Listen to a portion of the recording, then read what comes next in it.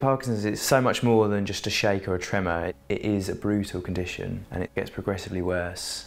My dad, every day he'd come home and we'd play football. He'd walk up the driveway and he'd start singing the tune from Match of the Day, like, you know, and then I knew it was time, so I'd like rush out of my football and we'd play football in the front garden because we were banned from the back garden because we kept destroying the plants. We'd always go outside as soon as we could and kick a football about. When you're unable to do that anymore because your medication's not working, it comes as a disappointment. It's trying to make him understand that it's not my fault, that I want to go out there and play with him.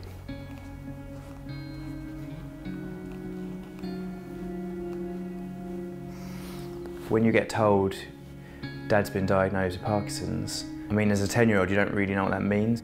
Your mind runs riot of what the future's going to hold.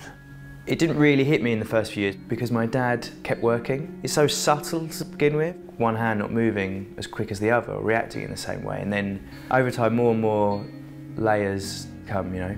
And then obviously, you know, the nature of his work being a builder, it just so physical that he had to stop that.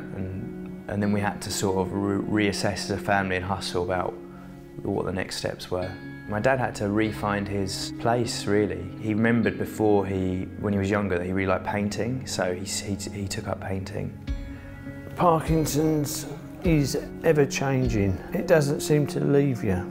Things can change day by day, hour by hour, even minute by minute.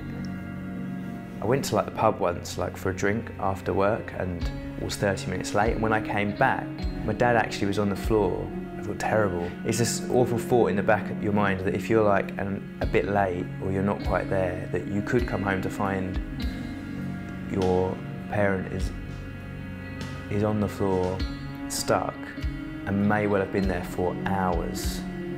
Like, my dad changed his outlook. Me and my mum were quite down about it, but my dad's way of dealing with it was to completely change his mentality and mindset, so the person he is now is a completely different person to who he was before. My perspective changed because you can spend your life worrying about things that may never happen. And that gave me a new set of rules to live my life by.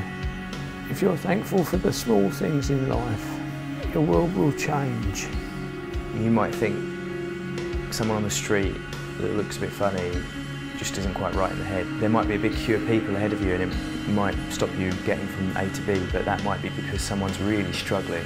That person could have Parkinson's. Keep an open mind, stay positive, and approach it with a smile, because life's too short to get down about something. You've got to keep going and persevere.